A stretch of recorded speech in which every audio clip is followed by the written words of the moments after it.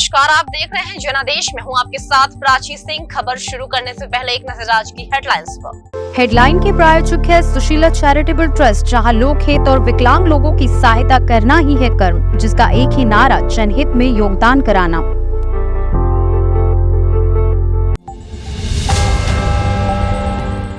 रथ से marine drive की सैर पर निकले लालू, उठाया कुल्फी का लुत्फ, ये तस्वीरें कर देगी हैरान। शरद पवार को बीजेपी के ऑफर के अटकले, टेंशन में महाविकास अघाड़ी। अदालतों में प्रोस्टिट्यूटर, मिस्ट्रेट जैसे शब्द इस्तेमाल नहीं होंगे। सुप्रीम कोर्ट ने महिलाओं के लिए शब्दावली जारी की, इसे 3 महिला जजों ने बनाया है। पूर्व पीएम अटल बिहारी की 5वीं पुण्यतिथि, राष्ट्रपति मुर्मू, मोदी और शाह ने श्रद्धांजलि दी। पीएम बोले, देश के 21वीं सदी में ले जाने में उनकी अहम भूमिका। गदर 2 की बम्पर कमाई ने 250 सिंगल स्क्रीन थिएटर बचाए। छोटे शहरों के सिनेमा घरों में लौटी रौनक। कोरोना काल में 2000 टॉकीज बंद या बिक गए। अब समाचार विस्तार से। राष्ट्रीय जनता दल के अध्यक्ष और बिहार के पूर्व मुख्यमंत्री लालू प्रसाद यादव ने पटना के मरीन ड्राइव का अचानक दौरा कर सभी को हैरानी में डाल दिया है। लालू प्रसाद यादव ने राजद के राष्ट्रीय उपाध्यक्ष शिवानंद तिवारी के साथ जेपी गंगा पथ का दौरा किया है। राष्ट्रीय जनता दल के अध्यक्ष और बिहार की पूर्व मुख्यमंत्री लालू प्रसाद यादव ने पटना के मरीन ड्राइव का अचानक दौरा कर सभी को हैरानी में डाल दिया है। लालू प्रसाद यादव ने राजद के राष्ट्रीय उपाध्यक्ष शिवानंद तिवारी के साथ जेपी गंगा पथ का दौरा किया, जिसे पटना का मरीन ड्राइव कहा जाता है। अपनी यात्रा के दौरान राजद प्रमुख ने कुल्फी का आनंद भी लिया। जेपी गंगा पथ बिहार के पटना में गंगा नदी के तट पर स्थित है। दोनों नेताओं लालू प्रसाद यादव और उनके मित्र शिवानंद तिवारी ने रथनुमा कार से वहां का दौरा किया। कार एक एसयूवी थी, जिसे एक विशेष रथ में तब्दील किया गया था। जेपी गंगा पथ का उद्घाटन हाल ही में बिहार के सीएम नीतीश कुमार ने किया। लालू प्रसाद यादव और शिवानंद तिवारी सड़क निर्माण मंत्रालय की ओर से बनाए गए निर्माण स्थल का निरीक्षण करने वहां गए थे। ये मंत्रालय लालू प्रसाद यादव के बेटे और बिहार के डिप्टी सीएम तेजस्वी यादव के पास है। लालू प्रसाद यादव और शिवानंद तिवारी ने लोगों से बातचीत की और जगह का जायजा लिया। उन्होंने वहां कुछ समय बिताए और मरीन ड्राइव पर मौला लाल यादव से कुल्फी खाई। अपने नेता की एक झलक पाने के लिए मौके पर बड़ी संख्या से भीड़ जमा हो गई।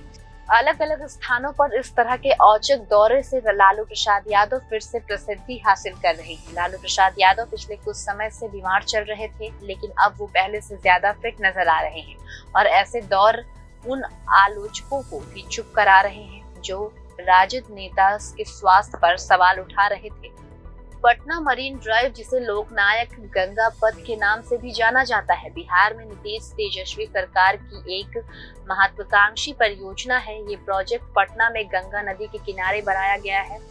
कहा जाता है कि बिहार के मुख्यमंत्री नीतीश कुमार का ड्रीम प्रोजेक्ट दीघा के गंगा नदी के किनारे दीदारगंज से जोड़ने के लिए एक गलियारा बनाना है। परियोजनाओं के दूसरे चरण का उद्घाटन 14 अगस्त को सीएम नीतीश कुमार ने डिप्टी सीएम तेजस्वी यादव के साथ किया था। ऐसा कहा जाता है कि ये गलियारा 12.8 किलोमीटर तक फैला है, जिसे तय करने में मात्र 15 मिनट लगेगा। क्या बीजेपी ने शरद पवार को किसी तरह का ऑफर दिया है? इस खबर के सामने आने के बाद महाविकास अघाड़ी संकट में है। हालांकि सुप्रिया सुले ने इस तरह की खबरों को भ्रामक बताया है। एमवीए में इस वक्त हलचल मची हुई है। हलचल की वजह है एनसीपी प्रमुख शरद पवार का भ्रमजन। जब से अजीत पवार बड़े नेताओं के साथ मिलकर शरद पवार से अलग हुए हैं, तब से ही ऐसी तमाम खबरें सामने आ रही, जिससे एमवीए में असमंजस पैदा हुआ है। सबसे पहले तो एनसीपी से अलग होने के बाद ही अजीत पवार, प्रफुल्ल पटेल और पार्टी के कई बड़े नेता लगातार शरद पवार से मिल रहे हैं। इसके साथ ही अभी तक एनसीपी पार्टी के चुनाव चिन्ह को लेकर भी कोई कानून कार्रवाई करने की पहल कर रहा है। इस बीच खबर आई है कि पुणे में उद्योगपति के घर पर चोरी छुपी शरद पवार, अजीत पवार, जयंत पाटिल की गुप्त मीटिंग हुई। इसी के साथ महाराष्ट्र राजनीति में विपक्ष की भूमिका निभा रहे एनडीए गठबंधन में टकराव की खबरें भी सामने आ रही। आज इन्हीं तमाम अटकलों के बीच कांग्रेस और शिवसेना इस वक्त अलग अलग अपने अपने नेताओं के साथ मीटिंग कर रहे हैं, जिसमें तमाम बड़े नेता मौजूद हैं। इस बात पर भी विचार किया जा रहा है कि क्या भविष्य में एमवीए ने शरद पवार को अलग रखकर चुनाव लड़ा जा सकता है। क्या बीजेपी ने शरद पवार को किसी तरह का ऑफर दिया है। इस खबर के सामने आने के बाद महाविकास अघाड़ी संकट में है। हालांकि सुप्रिया सुले ने इस तरह की खबरों को भ्रम बताया है। महाविकास अघाड़ी के भीतर भ्रम की स्थिति को देखते हुए शरद पवार ने इस पूरे मुद्दे पर प्रेस कॉन्फ्रेंस बुलाई। महाराष्ट्र के संभाजी नगर में शरद पवार आज शाम 4 बजे प्रेस कॉन्फ्रेंस कर अपनी भूमिका स्पष्ट करेंगे। सवाल ये है कि इस तरह की खबरें कहां से आई। दरअसल महाराष्ट्र के ही एक पूर्व सीएम ने दावा किया था कि पुणे में व्यापारी के घर हुई बैठक में अजीत पवार और शरद पवार ने आगे की संभावनाओं पर विचार किया था। सुप्रीम कोर्ट के फैसलों और दलीलों में अब जेंडर स्टीरियोटाइप शब्द का इस्तेमाल नहीं होगा। सुप्रीम कोर्ट ने महिलाओं के लिए इस्तेमाल होने वाले आपत्तिजनक शब्दों पर रोक लगाने के लिए gender stereotype combat handbook launch किया है। 8 मार्च को महिला दिवस पर सुप्रीम कोर्ट में हुए इवेंट में सीजेआई डीवाई चंद्रचूड़ ने कहा था कि कानूनी मामले में महिलाओं के लिए आपत्तिजनक शब्दों का इस्तेमाल रुकेगा। जल्द ही डिक्शनरी भी आएगी। बुधवार 16 अगस्त को हैंडबुक जारी करते हुए सीजेआई डीवाई चंद्रचूड़ ने कहा कि इससे जजों और वकीलों को ये समझाने में आसानी होगी कि कौन से शब्द रूढ़िवादी हैं और उनसे कैसे बचा जा सकता है। सीजेआई चंद्रचूड़ ने बताया कि इस हैंडबुक में आपत्तिजनक शब्दों की लिस्ट है और इसकी जगह इस्तेमाल किए जाने वाले शब्द और वाक्य बताए गए हैं। इन्हें कोर्ट में दलील देने, आदेश देने और उसकी कॉपी तैयार करने में ये यूज किया जा सकता है। ये हैंडबुक वकीलों के साथ साथ जजों के लिए भी है। इस हैंडबुक में वे शब्द हैं जिन्हें पहले की अदालत ने यूज किया है। शब्द गलत क्यों हैं और वे कानून को और कैसे बिगाड़ सकते हैं, इसके बारे में भी बताया गया है।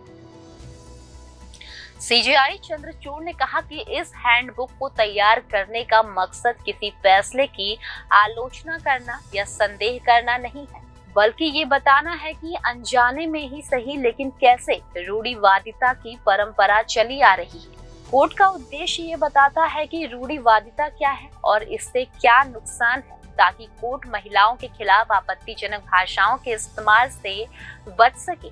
इसे जल्द ही सुप्रीम कोर्ट की वेबसाइट पर अपलोड कर दिया जाएगा। सीजेआई ने जिस कानूनी शब्दावली के बारे में बताया है उसे कोलकाता हाई कोर्ट की जस्टिस मौसमी भट्टाचार्य की अध्यक्षता वाली समिति ने तैयार किया है। इस समिति में रिटायर्ड जस्टिस प्रभा श्रीदेवन और जस्टिस गीता मित्तल और प्रोफेसर झूमा सेन शामिल थे, जो फिलहाल कोलकाता में West Bengal National University of Judicial Sciences में फैकल्टी मेंबर हैं। पूर्व प्रधानमंत्री अटल बिहारी वाजपेयी की आज 5वीं पुण्यतिथि है। पीएम नरेंद्र मोदी ने सदैव अटल स्मृति स्थल जाकर वाजपेयी को श्रद्धांजलि अर्पित की। इस मौके पर राष्ट्रपति द्रौपदी मुर्मू, उपराष्ट्रपति जगदीप धनखड़, लोकसभा स्पीकर ओम बिरला, गृह मंत्री अमित शाह, रक्षा मंत्री राजनाथ सिंह समेत तमाम नेता उपस्थित रहे। उन्होंने भी पूर्व पीएम को नमन किया। पीएम मोदी ने ट्वीट करते हुए लिखा, अटल बिहारी ने देश के विकास को गति देने में बड़ी भूमिका निभाई है। वाजपेयी जी के नेतृत्व में देश को बहुत लाभ मिला है। वे 21वीं सदी में देश को आगे ले गए। विलक्षण अटल जी की पुण्यतिथि पर उन्हें श्रद्धांजलि देने में 140 करोड़ भारतीयों के साथ 1924 में ग्वालियर में जन्मे अटल बिहारी वाजपेयी दशकों तक भाजपा का बड़ा चेहरा थे और पहले गैर कांग्रेसी प्रधानमंत्री थे, जिन्होंने बतौर पीएम कार्यकाल पूरा किया। वाजपेयी 16 मई 1996 से 1 जून 1996 तक और फिर 19 मार्च 1998 से 22 मई 2004 तक भारत के प्रधानमंत्री रहे। उन्होंने 1977 से 1979 तक प्रधानमंत्री मोरारजी देसाई के मंत्रिमंडल में भारत के विदेशी मंत्री के रूप में भी काम किया। 16 अगस्त 2018 को दिल्ली के एम्स अस्पताल में उनका निधन हो गया। देश के 77वें स्वतंत्र दिवस पर लाल किले से तिरंगा फहराने के बाद पीएम मोदी ने देशवासियों को 3 गारंटी दी। पहली, 5 साल में भारत को दुनिया की तीसरी सबसे बड़ी आर्थिक शक्ति बनेगा। दूसरी, शहरों में किराए के मकान में रहने वाले लोगों को बैंक लोन में रियायत मिलेगी। तीसरी, देश में 25,000 जन औषधि केंद्र खोले जाएंगे। 17 सितंबर को विश्वकर्मा योजना शुरू करने का ऐलान किया है। गदर 2 बॉक्स ऑफिस पर जबरदस्त कमाई कर रही है। फिल्म 5 दिन में 200 करोड़ से ज्यादा की कमाई कर चुकी है। पहले पठान और अब गदर 2, इन दोनों फिल्मों की बम्पर सक्सेस ने सबसे ज्यादा फायदा दिया है और सिंगल स्क्रीन थिएटर्स को इन मास एंटरटेनर फिल्मों ने छोटे शहरों के दर्शकों को सिंगल स्क्रीन थिएटर तक खींचकर लाने का काम किया है। कोरोना काल के बाद से करीब 2000 थिएटर या तो स्थायी तौर पर बंद हो गए या गोदाम या मॉल में बदल गए। बड़े शहरों में थिएटर की जगह मल्टीप्लेक्स ने ले ली। बॉक्स ऑफिस का 70% हिस्सा इन्हीं मल्टीप्लेक्स से आता है, लेकिन साउथ में माहौल ठीक इसके उल्टा है। देश के 50% सिंगल स्क्रीन दक्षिण भारत के 4 राज्य में ही चल रहे हैं। 2.5 दशक पहले देश भर में 24,000 से ज्यादा सिंगल स्क्रीन थिएटर थे, जो घटकर अब 9,000 के आसपास आ गए हैं। एक्सपर्ट का मानना है कि पिछले कुछ सालों में फिल्म मेकिंग में काफी बदलाव आया है। अब सिंगल स्क्रीन थिएटर या छोटे शहरों के दर्शकों के लिए फिल्म बनती ही नहीं। लंबे समय बाद गदर 2 ऐसी फिल्म आई जिससे छोटे शहरों के लोगों को सिनेमा घरों तक खींचा है। एक समय देश में हजारों सिंगल स्क्रीन हुआ करते थे। मल्टीप्लेक्स की शुरुआत से इनकी संख्या में कमी होती है। खराब कंटेंट भी इस कमी का कारण बनता है। हालात ये हैं कि अब आंकड़ा बेहद ही कम हो गया है। ट्रेड एक्सपर्ट राज बंसल बताते हैं कि पिछले कई सालों से सिंगल स्क्रीन के मुताबिक फिल्में नहीं रिलीज हो रही थी। ऐसे में उनके बिजनेस में कमी आती गई और थिएटर्स बंद होते गए। बाकी तो बची कुची कसर कोविड ने पूरी कर दी। हमेशा से देखा गया कि सिंगल स्क्रीन पर सिर्फ एक्शन फिल्में ही कमाई करती थी।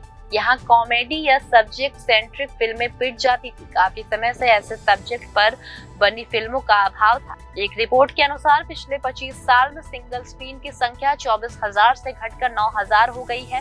इस तरह के कुछ थिएटर्स को ध्वस्त करके उनकी जगह मॉल बना दिए गए और बाकी सब मात्र खंडर रह गए हैं। दर्शकों की कमी ही इस सिचुएशन की जिम्मेदारी है। भले ही सिंगल स्क्रीन थिएटर में कमाई का सबसे बड़ा जरिया क्षेत्र का रीजनल फिल्म होती है। सिंगल स्क्रीन सिनेमा एसोसिएशन के उप अध्यक्ष सिराज खान ने एक इंटरव्यू में बताया था कि लोग इस वक्त अधिक पैसा देकर मल्टीप्लेक्स चेन में ही जाना पसंद करते हैं। उत्तर प्रदेश जैसे जगहों में भोजपुरी फिल्में ही इन थिएटर को जिंदा रखती। एक और रिपोर्ट के मुताबिक दर्शकों की संख्या आई गिरावट देख महाराष्ट्र, बिहार, उत्तर प्रदेश और ओडिशा में कई सिंगल स्क्रीन थिएटर के मालिक थिएटर्स को अस्थायी बंद कर चुके हैं, पूरी तरह से बंद करने का विचार कर रहे हैं।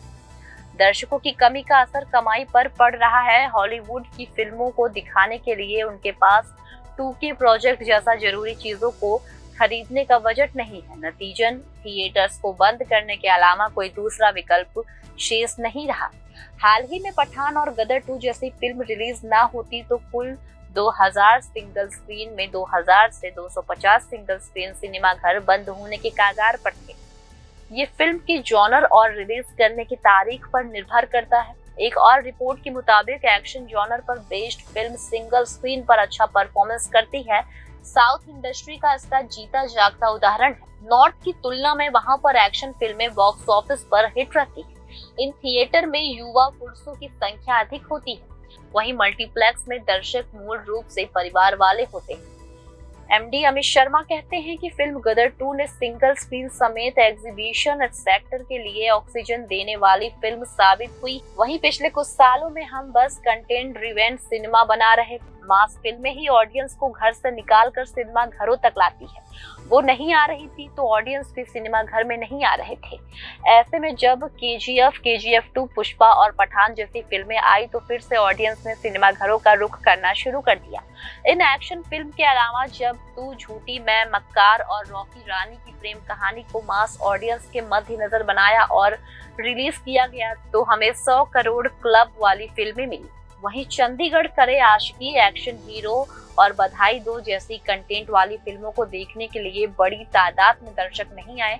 आने वाले दिनों में भी जवान, टाइगर 3, एनिमल जैसे एक्शन फिल्मों से सिंगल स्क्रीन में अधिक कमाई के कयास लगाए जा रहे हैं। फिलहाल खबरों में सिर्फ इतना ही। आगे खबरों में बने रहने के लिए देखते रहिए जनादेश। है।